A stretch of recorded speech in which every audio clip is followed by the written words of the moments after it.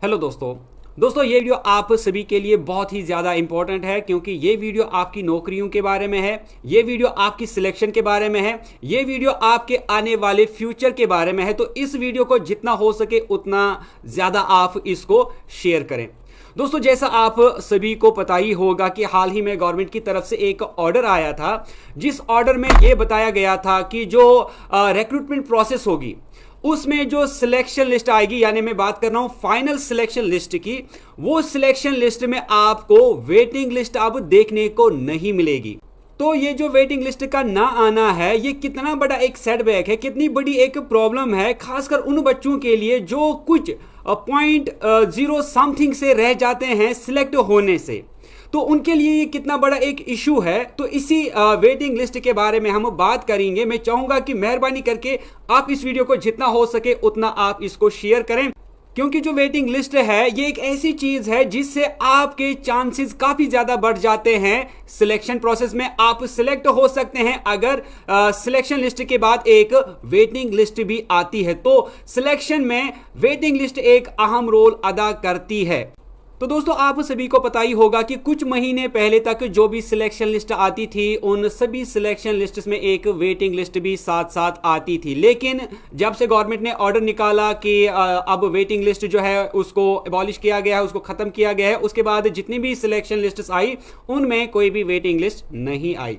अब बच्चे जो हैं वो डिमांड कर रहे हैं ये जो वेटिंग लिस्ट का प्रोसेस है, यानी सिलेक्शन लिस्ट में एक वेटिंग लिस्ट भी होनी चाहिए। अब बच्चे डिमांड कर रहे हैं कि इसको फिर से स्टार्ट किया जाए, यानी अब जो भी सिलेक्शन लिस्ट आएगी उसमें एक वेटिंग लिस्ट भी जरूर होनी चाहिए। तो दोस्तों अगर वेटिंग लिस्ट नहीं आती है सिलेक्शन लिस्ट में तो उससे क्या होगा? क्या उससे बच्चों को फायदा होगा या फिर उससे बच्चों को लॉस ही होगा? तो दोस्तों जो मैं समझता हूं, अगर एक वेटिंग लिस्ट नहीं आती है तो उससे काबिल बच्चों का, मेहनती बच्चों का लॉस ही होता है, खासकर वो बच्चे जो कुछ ही पॉइंट से या फिर 0.00 समथिंग से रह जाते हैं सिलेक्ट होने से।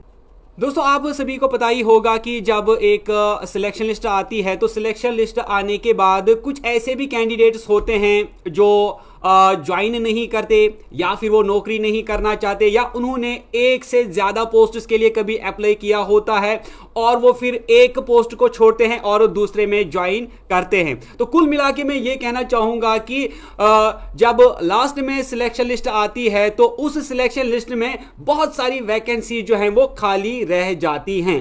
तो अब जो ये वेटिंग लिस्ट का ना होना है, इससे क्या होता है, ये जो खाली वैकेंसीज अब बनी सिलेक्शन लिस्ट में वो खाली की खाली रह जाती हैं, क्योंकि पीछे कोई वेटिंग लिस्ट नहीं है। और जब ये खाली वैकेंसीज रही तो इनको फिर से वापस किया जाता है, रेफर किया जाता है डिपार्टमेंट्स को कि ये जो वैकेंसीज हैं फिर से एक बार खाली हुई, अब आप इनको फिर से एडवर्टाइज कीजिए, फिर से रिक्रूटमेंट प्रोसेस जो है उसको कीजिए और फिर बच्चे इसमें एग्जाम देंगे और फिर से सिलेक्शन होगा। तो ये जो है बार बार इन वैकेंसीज को एडवर्टाइज किया जाता है, जो कि एक मैं समझता हूं बच्चों के लिए, खासकर उन बच्चों के लिए जो मेहनती है, उनके लिए एक सेटबैक है, उनके लिए एक अच्छा फैसला नहीं है। इसके बरक्स मानिए कि एक वेटिंग लिस्ट होती तो जो ये वैकेंसीज क्रिएट हुई, किसी भी वजह से बच्चों ने ज्वाइन नहीं किया, तो पीछे जो वेटिंग लिस्ट में बच्चे थे, मानिए 5 बच्चे, 10 बच्चे या 20 बच्चे थे, तो उनको मौका मिलता और वो वहां पर सिलेक्ट किए जाते और जो वैकेंसीज हैं वो फिलअप हो जाती। यानी कुछ और बच्चों को मौका मिलता जिन्होंने एग्जाम दिया था, जो कि कुछ ही पॉइंट से पीछे थे, अब वो भी वहां पर सिलेक्ट हो जाते। लेकिन जब से ये वेटिंग लिस्ट जो है खत्म हुई, अब उन बच्चों को भी जो बिल्कुल कट ऑफ के करीब थे, अब उनको कोई मौका नहीं मिलता। अब मसला यहां पर यह है कि अगर पहले वेटिंग लिस्ट होती थी, ऐसी क्या मजबूरी पड़ी कि इस वेटिंग लिस्ट सिस्टम को खत्म किया गया? अगर वेटिंग लिस्ट होती तो कुछ और बच्चे जो कि बिल्कुल कट ऑफ के करीब होते थे तो उनको भी मौका मिलता, वो भी सिलेक्ट हो पाते। लेकिन वेटिंग लिस्ट खत्म की गई, यानी किसी बच्चे को अब मौका नहीं मिलेगा। अगर कोई सिलेक्शन लिस्ट में कोई वैकेंसी क्रिएट हो जाती है तो उनको फिर से रेफर किया जाता है और उनको फिर से एडवर्टाइज किया जाता है। तो क्या हम ये माने कि ये एक रेवेन्यू जनरेट करने का एक नया तरीका है? तो कुल मिला के अगर हम देखें तो ये जो वेटिंग लिस्ट का जो सिस्टम था, इसको खत्म करना ये एक सही फैसला नहीं है बच्चों के लिए।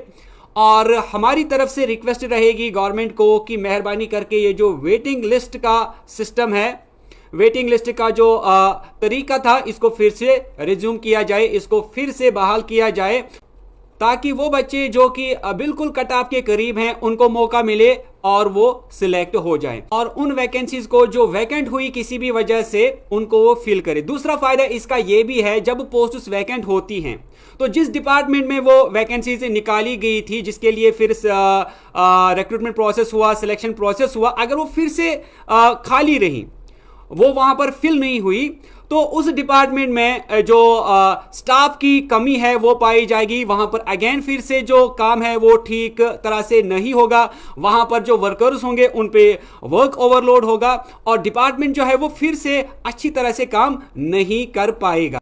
तो वैकेंसीज निकाली इसीलिए जाती हैं, रिक्रूटमेंट प्रोसेस इसीलिए किया जाता है ताकि जो डिपार्टमेंट्स हैं उनमें जो वैकेंसीज हैं उनको फिल किया जाए, ताकि जो कामकाज है वो ठीक तरह से चले।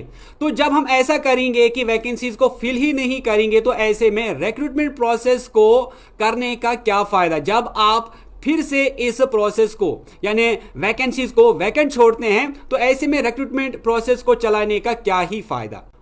तो मेरे ख्याल में बेहतरीन तरीका यही था, अच्छा तरीका यही था, अगर वाकई में ये चाहते हैं कि जो गवर्नमेंट डिपार्टमेंट्स हैं उनमें अच्छी तरह से कामकाज हो, वर्कर्स पे ओवरलोड ना हो, स्टाफ जो है वो अंडर स्टाफ ना हो, तो एक वेटिंग लिस्ट ज़रूरी है, ताकि अगर सिलेक्शन प्रोसेस में कुछ वैकेंसीज लास्ट में खाली हुई किसी भी वजह से, तो वेटिंग लिस्ट में जो बच्चे होंगे उनको आगे भेजा जाए और जो वैकेंसीज हैं उनको फिल किया जाए, ताकि जो डिपार्टमेंट्स की नीड है, जहां से वैकेंसीज क्रिएट होती हैं, जिन्होंने रेफर की थी वैकेंसीज, उनको वो जो वर्कर्स हैं वो मिले और वहां की वैकेंसीज फिल हो, वहां पर कामकाज भी फिर अच्छी तरह से होगा जब उनको उनकी नीड के मुताबिक वहां की वैकेंसीज फिल हो जाएंगी इस रिक्रूटमेंट प्रोसेस से।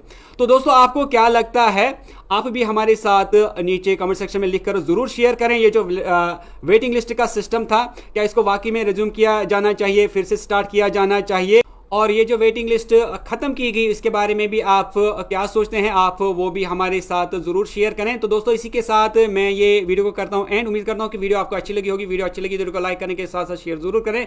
दोस्तों हम मिलेंगे आपसे एक नेक्स्ट वीडियो में, तब तक के लिए टेक केयर।